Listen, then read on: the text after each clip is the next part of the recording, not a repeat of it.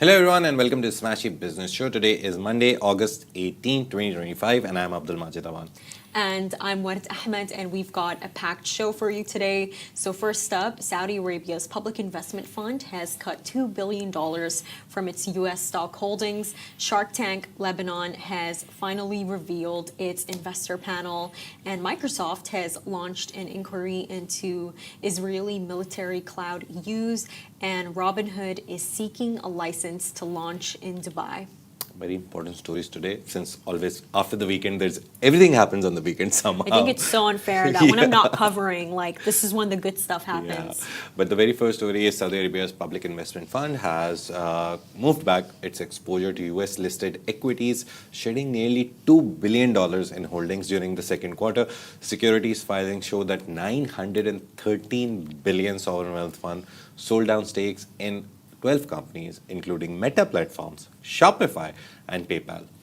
So PIF also reduced positions in 8 other companies and trimmed options linked to 14 names, leaving its U.S. equity exposure at $24 billion as of June 30. Now, the move reflects growing scrutiny of the fund's global strategy under Vision 2030.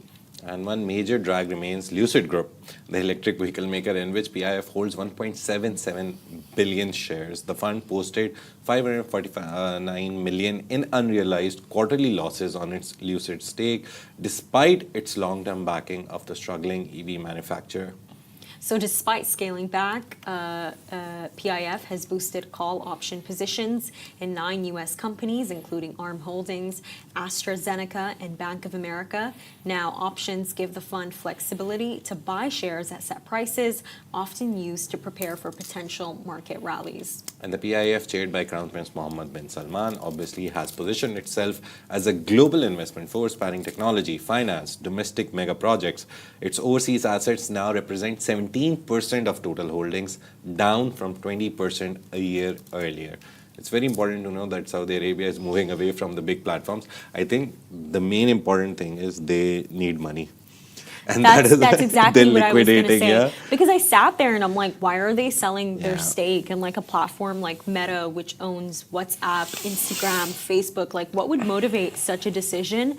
And, it's exactly what Majid said. They have the NEOM project that is coming up. They have the World Cup that is coming up. And they're preparing for all of these things. And they require really big budgets. And honestly, I do think it's a very smart method to do it, because then this means that their statements won't be affected because they're selling their assets. The important thing is that Meta recently peaked at its highest ever level. It was at 722 around some time, and then Mark Zuckerberg went into a case and came out without any repercussions. It jumped nearly to 780. And then it peaked at around 792, highest ever per share price for them. So I think it was the best time to sell, because they've made so much money on Meta, because it's not that they invested recently. Yeah. They've invested in Meta at, to be honest, a very good time, and it was at 500 and 400. I think somewhere I read, I'm not confirmed about this, but they've been holding Meta shares and Meta equity for nearly 2 and 3 years now. And if you remember the March-April thing where Trump announced tariffs, Meta actually went down to 300 something. So imagine if you put $300 in one share of Meta. Right now, it's at 760, 780 something. That's the mid-range where it's penduluming around. You could have doubled your money. And it's for retail investors like me and other people who do stocks and trades, for them, 300 to 600 or 700, it's like 100, 150% profit. But these big sovereign wealth funds, they go in with millions. So imagine they put 1 million, they come out with 2.5 million. So it's a lot of profit that they've made from these. And I think what stood out to me is the fact that, the story, it's outlining how, but they're now investing in the Bank of America. Didn't we just a while ago hear that Kuwait Investment Authority sold a $3 billion stake in the Bank of America? But you know what, honestly, I'm not concerned about them, because, they have Al-Walid bin Talal, Saudi Arabia's public investment fund, Majid. They own, I believe, more than 50. They own a 15 to 16% stake in Kingdom Holding, and Kingdom Holding It's one of the largest stakeholders in X. You know, they have shares in Snapchat. So I think that they're still within the Silicon Ring. You know, They are. Obviously, the funny thing about the Bank of America thing is Berkshire Hathaway, the biggest guy in the world in terms of investing, Warren Buffett. Warren Buffett recently invested in Bank of America. He recently invested in another company. I think it's a very common procedure where you copy the trades of the bigger guys because you know something is happening. So I think it's also that if Warren Buffett and Berkshire Hathaway go into it, PIF will go into it. It's just a basic copy mechanism that's also available on a lot of apps. But these things happen. I think they've come out at a good time. That's the most important thing. All the shares that they've shed recently, all of them were peaking. They've done good. So it's good that they came out, they made money, and now they'll use money, obviously, locally. The number that they were at 20% foreign holdings, whatever the money they have, it's 20% outside. Now it's 17%. So obviously selling them and coming and bringing that money into Neom project, this project, that project. We recently saw they've also cut down their evaluations of the projects. It was around 64 Which billion. projects? Neom? Neom project and all the giga projects that they have. Qiddiya is one of them, the entertainment city. They have one more. I forgot Line? name. No, Line is part of Neom. Neom has 4. Then Qiddiya is another entertainment project, but they have a lot of giga projects going on. Simple. But importantly, at last year, they were at 64 billion. So all their projects, even at whatever stage they are, pre-building, construction, developing stage, half built, all of them were valued at 64 billion. Now they're valued at 56-ish. So they've written down the value of their projects by 8 billion. This we did on Friday or something. But the main point it is that they're taking the money now and they're being very strategic with it. They don't want to just throw it everywhere. Before, I think the idea was by 2023 and some part of 2024, it was just put it everywhere. Now they're like, no. We have to be very strategic. We finally won the bid for the 2034 World Cup. We're building stadiums. Each stadium is on average $1.5 billion to $2 billion.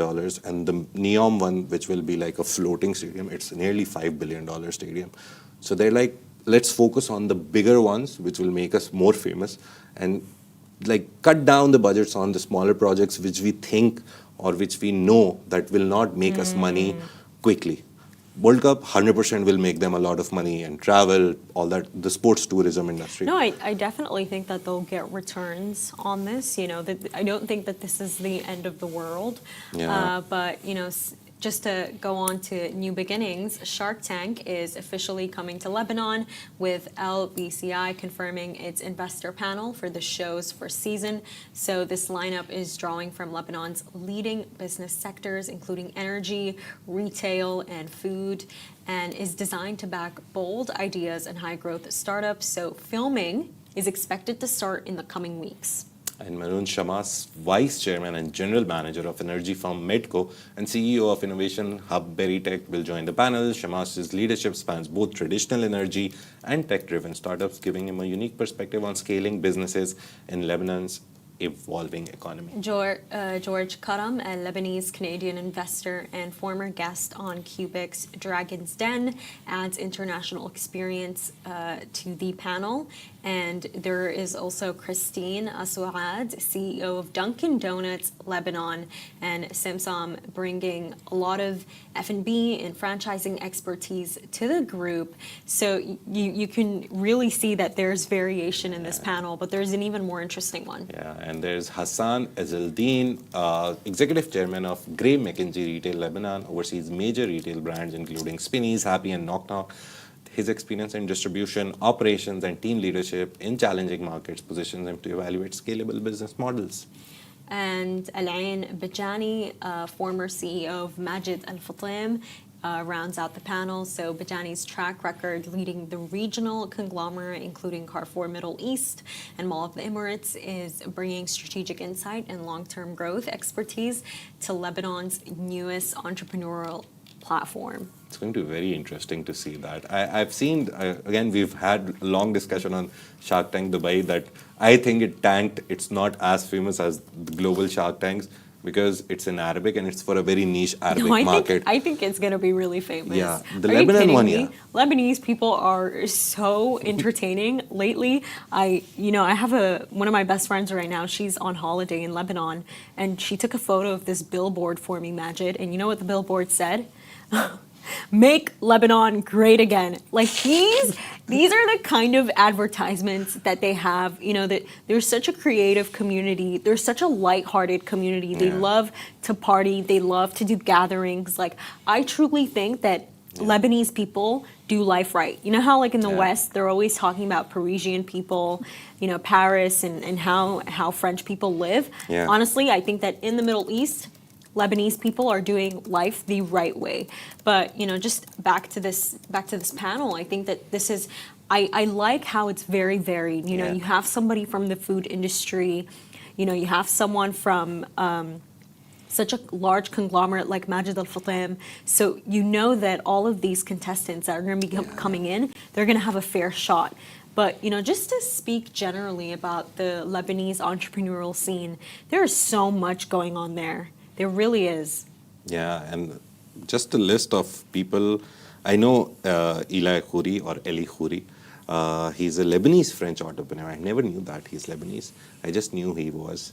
Sorry, I didn't know the French part. I knew only the Lebanese part. He's the founder and CEO of VVM. So we have very big names. Podio. Podio is by Stefana Falah. He's Lebanese. Actually, his whole project came out of a Lebanese catastrophe we did, and very nice story on it. Samia Bouza is a Lebanese businesswoman. Yeah. She's the CEO and managing director of Multiply Group. Others names, there's Elias Jabor, very famous. Angami is by Eddie Maroon and Eli Habib. Again, Eli Habib, Lebanese roots. There's a lot of people who have Lebanese roots who've already done great in this region, in UAE, Saudi, Qatar, all these places. So directly coming out of Lebanon, in Lebanon, we'll see. I think I'll be less interested in founders and more interested in what they've built. Because in such an economy which is like cash-struck, which is a little backward in terms of competing with the big giants, the ideas that come out are crazy. So I have to look at the ideas. What are they trying to sell in Lebanon? What are the markets that they are using? And I think a lot of them will be fintech projects. Very rarely I'll see a retail or a trade or some other manufacturing project. But I think there's going to be a lot of fintech projects. Let's see. We're waiting for it. It's filming, so most probably it'll take 3-4 months of filming, and then eventually it'll come out by the end of this year or before, like at the start of next year. Yeah, I remember I saw something somewhere where when we announced it officially on Smashi Business, someone was like, they're going to eat the sharks. Yeah, the sharks are not going to eat them. But, just on the topic of the amount of Lebanese entrepreneurs that we have in this region, we also have the founder of Aramix and Wamda Capital, he's also Fadi Lebanese. Gandour. We also have Al Daher family. And for me, they're just so interesting because they basically control Azadiya Group. Azadiya Group, Dubai Holding, which is chaired by His Highness Sheikh Mohammed, has a stake in them. But they're the franchise for Zara, and Al Daher family. They also own a company. I believe it's called Mixed. Don't remember the name, but I know that they own the corporation that basically bought out Zara in Russia. And what essentially happened is when the Financial Times wrote that piece, they revealed that, Al Daher family, they're heavily involved with the new store in Zara, and that they did it in the way where if Zara wanted to actually come back, they could. So, that's a very big conglomerate too. For me, I'm just excited because I think that Lebanon has so much potential. I really do. I think that, the country is really beautiful, but there's so much more that can be done. Yep. That's the important thing. There's so much that can be done. The next story is very interesting. It's finally Microsoft coming back about whatever we've discussed before this. So Microsoft has launched an urgent external inquiry into claims that Israel's military intelligence unit, Unit 8200, used the company's Azure cloud platform to store millions of intercepted Palestinian phone calls. The investigation follows a Guardian-led report raising concerns over potential mass surveillance in Gaza and the West Bank. So the report was compiled with Plus 972 magazine and Local Call, and they found that Unit 8200 used a segregated Azure environment to store call recordings. Now, Microsoft said using its cloud to host data obtained through mass surveillance of civilians would violate its terms of service and human rights commitments. And the inquiry, led by U.S. Law firm Covington and Burling, is the second external review commissioned by Microsoft regarding Israel military use of its technology. Earlier this year, Microsoft found no evidence that its platform had been used to harm people in Gaza. So basically, this new review, it's expanding on the prior investigation after reports that some Israel-based employees may have withheld information about Unit 8200's use of Azure.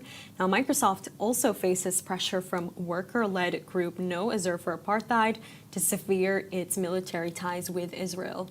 And leaked documents suggest Microsoft executives, including CEO Satya Nadella, were aware as early as 2021 of plans to migrate intelligence data to Azure. The company says it will share factual findings from the review once completed. They will do it publicly, while Israel maintains its operational comply with international law. Look, I just honestly, I find this story a bit hilarious because what do you mean, you're opening a law investigation on your own company? An external review. It's just, honestly, I find it funny because it's like magic. If I did something wrong, and I know I did something wrong, I am not going to give the lawyer any opening to investigate me. No, thank you. Step away from me. It doesn't make sense. How do you do something and then ask a law firm to privately investigate it and But you're paying the law firm. They will never say Microsoft is wrong, right? It does not make sense because it's you did something. So now I feel like this is just good PR.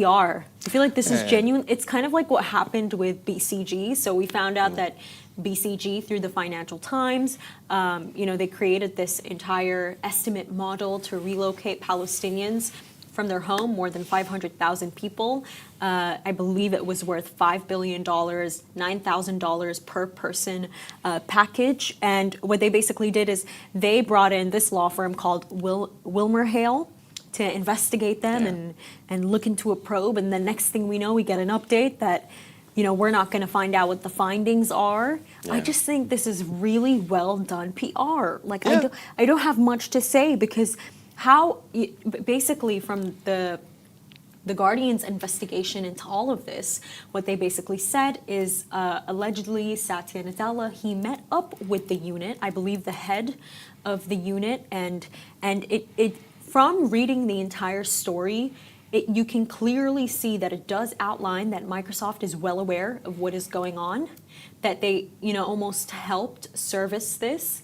So to say that they had no use of how their product was used does not make sense because it's not like, how do I explain it to you, Majid? It's not like if I go and I buy an iPhone and I just go, harass people with my iPhone.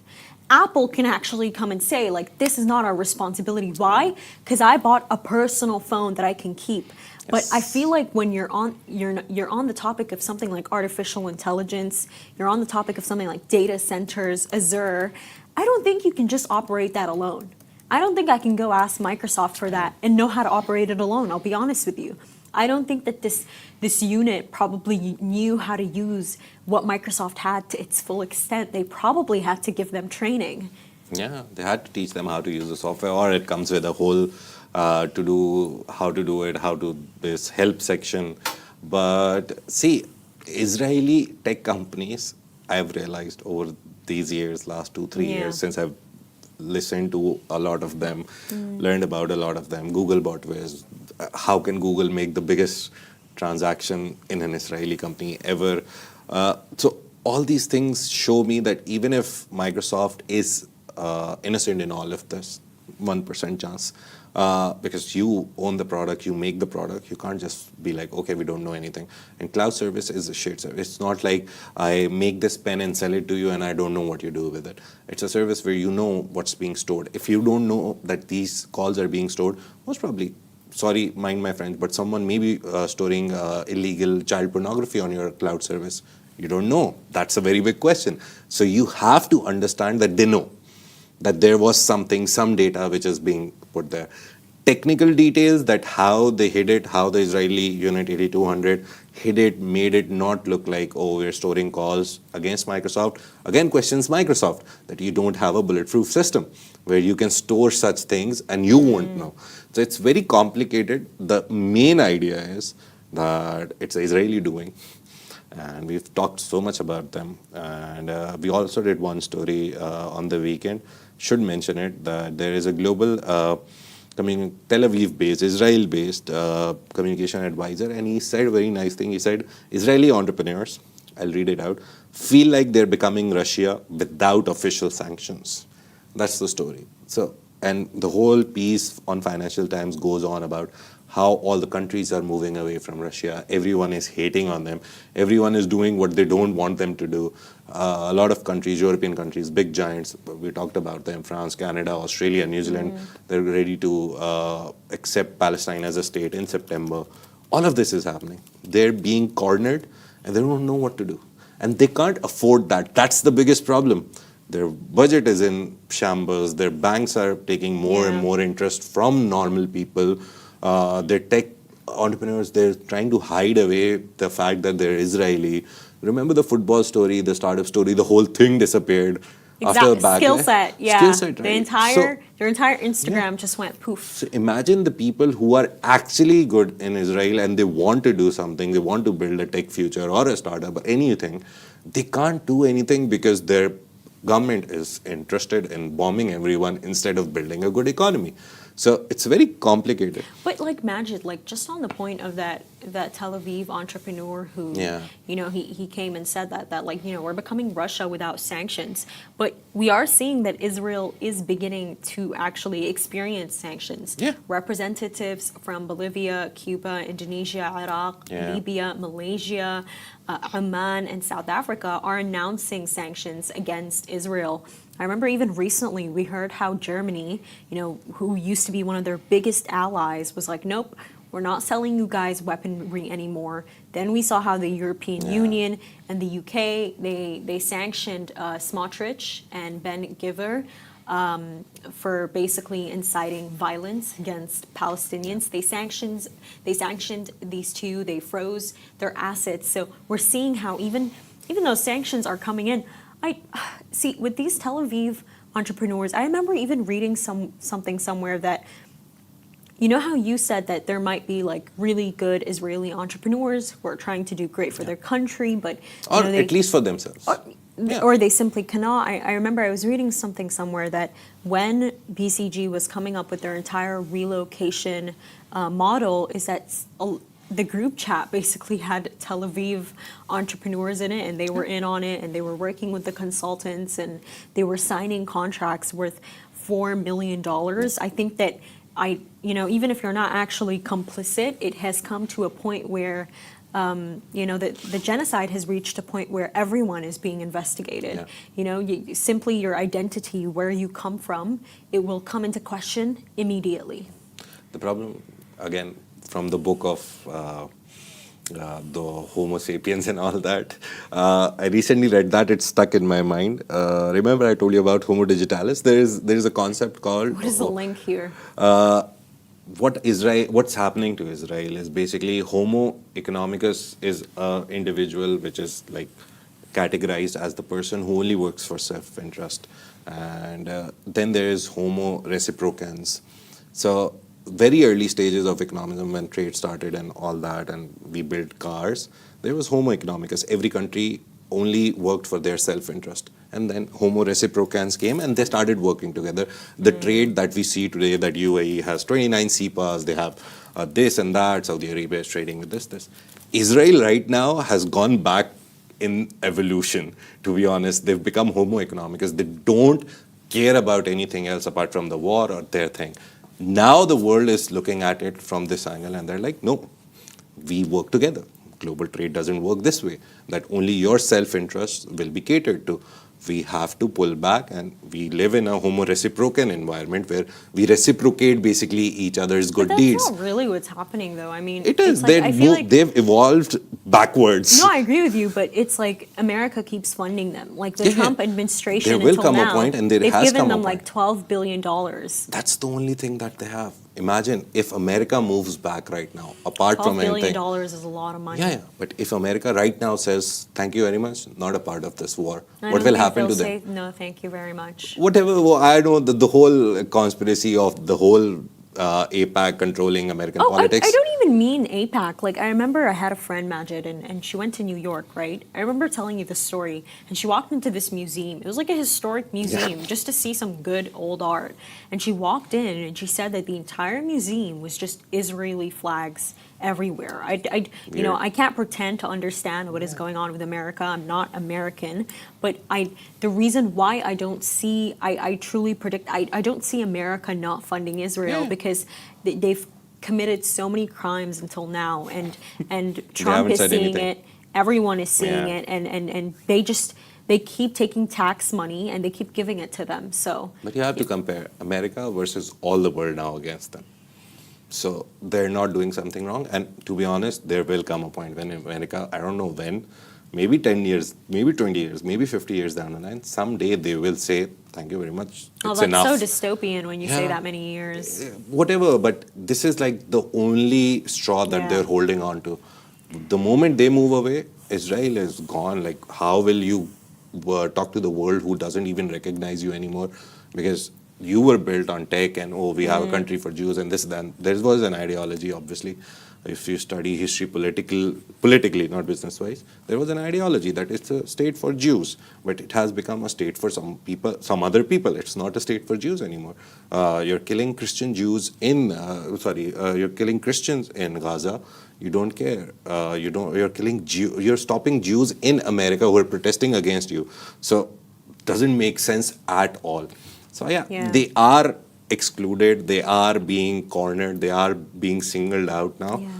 I feel like I people don't know need to be, till when they can do all of this Yeah. without the global community I support. feel like people need to be a little bit smart, like Adam Yes. Newman. I always bring up Adam Newman, but like, no, honestly, his story. He's an interesting character. His story is great. He has a company. It just goes, you know, it explodes, goes bankrupt, and then suddenly he has Flow, a real estate company. He opens up Flow in Riyadh, Very and then smart. he gets $350 million from Andreessen Horowitz. And the company, like, it launched in 3 months and it already became a unicorn. And you That's know, the Adam he's, Newman he's power. stationed. And you know what he said, by the way? Yeah. He was like, I made sure that when I opened my business in Saudi Arabia, that I have local investors. He was like, because local investors understand their market. But Adam Newman, that's not what I'm thinking when I'm hearing what you're saying. I'm hearing that your business is never going out of Yeah. business because you have found a way to make sure that the locals are involved with it. And locals hold on to what they have very dearly. They're not going to let go of it. So I think, you know, if you want to, you know, get away from this entire bad reputation that Israel has amassed, I would just do what Adam Newman has done. You know, befriend a very rich billionaire, get him to invest in me, and then move to a Middle Eastern country.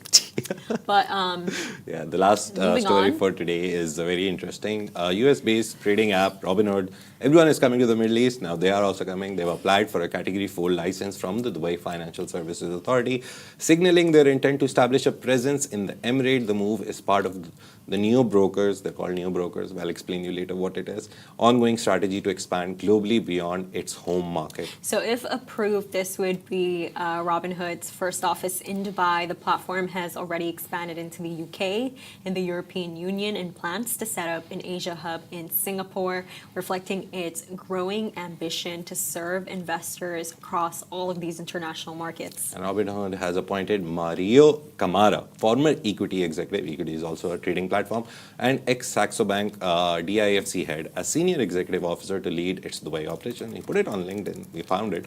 And Camara brings significant regional expertise in fintech and brokerage services, positioning positioning Robinhood for entry into the Middle East. So Dubai International Financial Center is a major fintech hub offering access to a lot of professional clients across the region. A DFSA Category 4 license allows Robinhood to operate in Dubai, putting it in direct competition with established regional brokers. Now, this move highlights Dubai's growing appeal for global trading platforms seeking Middle East expansion. Now, Robinhood's presence in the Emirate could accelerate adoption of digital trading services and reshape competition among international and regional brokers. I mean, this is great news. This is amazing news. Such a big company. Only for the traders. That's listed in New York is coming here, and I love to see this because I think that this is going to provide really good competition because here we already have Sarwa, which was co-founded by Lebanese Mark Jahwan. Oh yeah, how can we forget him? Two of his other friends, and then you also have the CEO and founder of Baraka, the AI trading app. That's what they like to call themselves. That was founded by the Palestinian Firas Jalbout. I'm really interested to see will people move to Robinhood or will they stick to what they already have? I know that you use these trading apps, Majid. So what's the situation with you? What are you going to do? As I told you, very simple. The size. Every platform has its pros and cons. The thing with Robinhood is one of the giants. Right. So Sarva, Baraka, Thunder, there's an Egyptian one which trades Egyptian equities and some US equities. That also recently came. They'll become a what was it called? Remote trading partner with ADX, so you can trade ADX shares, very first in the history of ADX. Taking these names, you look at all of them, everyone is very localized. Sarva is very good for starters. If you don't have any idea how you do trading, go to Sarva. If you're interested in Egyptian markets, if you're interested in ADX now, and if you're interested... I know what you're going to say. If you're interested in US equities, then Thunder is also there. Baraka is only US equities and ETFs, so it's very restricted in terms of crypto. Imagine, so you don't have crypto. You know that this is literally free selling, right? I'm not selling Robinhood. I'm just telling you. You'd be a great salesperson. You're giving them their options. There is another one which a lot of people have a problem with because they're Israeli founders and it was founded in Israel, eToro, but they are registered in ADGM, so you can use it legally and officially here. Isn't That's eToro Israeli? It's Israeli founders, Israeli based, everything is Israeli, but they have registered with ADGM, Abu Dhabi Global Market, so they are licensed here. So you can use eToro as well. If I had to pick one app out of these to do everything, like crypto, US stocks, everything, ETFs, options, whatever I want to do, I would obviously go with eToro. Again, ideological difference, I won't use them. But then if you want a lot of options, minimum fees, no commission, I'm not selling it, I'm just telling you that is the scale of Robinhood. It's like you say, I use Gmail and then I come up with a new email system, majidmail.com, and you'll be like, no, I trust Gmail because I've been using it. Yeah. Majidmail.com. Majidmail.com. But you have already established trust in Gmail for a long year, and the services that they provide, obviously you'll stay with Gmail. So that's the idea. Robinhood is good. It's not bad. The technical thing that I just read before the show and couldn't put it in our social platform was right now they have a category 4 license. So as a retail investor, as a small scale $10, $20 investor, I won't be able to use it. So as soon as they get the category 4 license, establish an office, then they'll go into retailing. Right now, it's for big companies. But Magic, institutional investors. Honestly, the entire point of this story, I don't even see it as the point is that Robinhood is good. It is good. It is good. I see it as the point here is that Dubai is good. Robinhood, it's coming here, and I think for me, this is such an enlightening moment for me because when I look back, 2 years ago, I remember, Majid, when I came to graduate from high school, and you know what basically happened? It was the only year where the largest percentage of people the largest percentage of students were actually going to university in the UAE.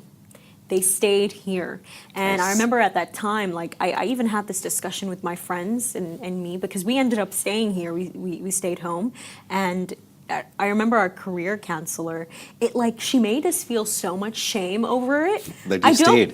I don't know how to explain it to you that we stayed here, and we didn't go to America and we didn't go to Canada, and it's hilarious. But we like look back at what the school is doing, and they're always inviting the students who went abroad, and even if they got like lesser points than me, and I Yeah. scored higher, they'll invite them Because to they come are over. outside. Exactly, because they went abroad, they'll invite them to come and give the students a speech. And it's like, I just wonder, like, I really do think about it. What is going on right now where all these companies are moving their coming here. family offices here? All these millionaires, 9,500 just to be specific, are coming here. I wonder if that's being reflected in the learning that students are actually consuming Yeah. in school. Do they actually know that this is the place where it is best fit to be Right right now, now? yeah.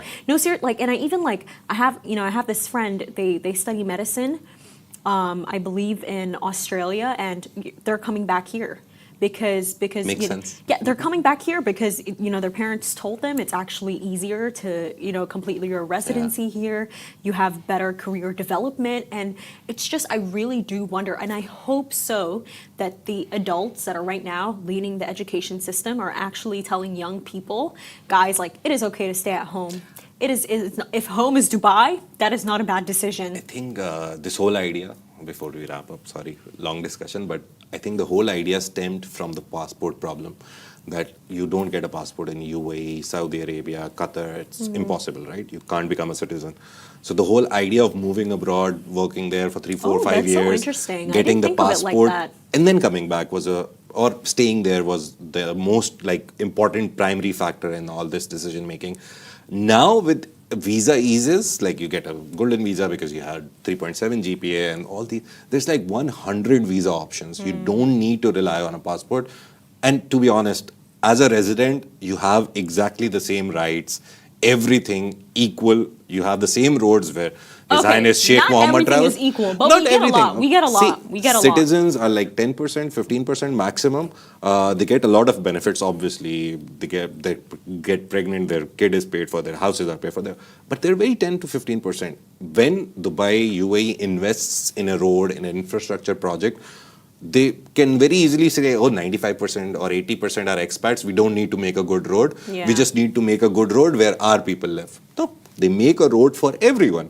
They make a park for everyone. They make accessible Yeah. everything. Like you go to any place, even the smallest restaurant, there'll be a ramp No, but for not just- accessibility because someone with a wheelchair may want to come and eat. You brought up You have to something, understand you that. brought up something like really good. This idea of like passport wars. And it's In just UK, I it think is a was real most of thing. them, yeah. I think it is a real thing. Yeah. People moving out, studying for or studying and living in like Canada or America or the UK for years and years, just to attain that passport. It's such a real Funny thing. thing is, again, my story, we applied for Canada immigration. We were down on the list because me and my wife didn't have Canadian education. So even imagine the highest level that this goes to, because the government of Canada, the government of Australia, the government of New Zealand, the government of all these countries, Yeah. they prefer people who've studied in their institutions. So it does two things. It attracts you to them, so you go and spend 3 times the amount that a local pays. So in Canada, if you go to a normal university Yeah. or schooling for a 2 years masters, you pay at least $25,000 to $30,000 Canadian dollars. A local who is a Canadian pays $6,000. So one, they earn money from you as an expat. Then they attract you with the idea, oh, since you've got an education, in your immigration process, we'll give you extra 40 marks. So your score goes up. So they attract you so much with the idea of passport. Eventually, when you look at it, for the first 5-6 years, you're actually contributing to their economy. You're not doing anything else. Later, obviously, when you settle down and you have a stable job and anything, then you start earning and saving. For the first 5-6 years, you're literally a slave to their economy. You will be working part-time jobs, getting cash, not working legally. If you're allowed 20 hours as a student, you'll be working 50 hours, but getting paid less than the per hour rate, which is ascertained by the government. A lot of my friends who went to Germany, Australia, There's no one in Canada. The Australia one, he worked at a restaurant in the night. He would clean everything, keep the place clean, open it Yeah. at 6 and then leave. He was being paid under the make fixed amount, I think $15 to $20. What's he doing now?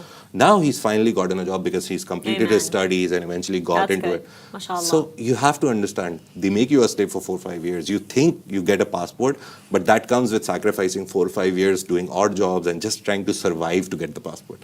It's not an easy life. So yeah, just get a visa and come here and work. They have a job-seeking visa now. They have a freelancer visa. All of them are very not too much on affordable. that, Majid. We don't want overpopulation. And that's a wrap for today, everyone. Thank you so much for tuning into the Smashi Business Show. Make sure to follow us across all social media channels at Smashi Business and stay ahead with our daily newsletter. You'll find the subscription link in the description. This has been a Smashi Business Show, Smashi Business production, part of the Augustus Media Podcast Network. A big shout out to our 2.5 million, I think, plus monthly listeners. I didn't get an update today, but I will surely. Across all platforms on Augustus Media, we have Love in Dubai. We have so many, 22 cities on the Love in platform. We are starting we have a Smashi style show. We have a Smashi sports show, we have a Smashi business show, and if you keep supporting us, we'll activate all 13 of our verticals, inshallah soon. Thank you very much. Even if you're sharing it with your friends and family, we appreciate every single move. Have a great day, and we'll see you on Tuesday.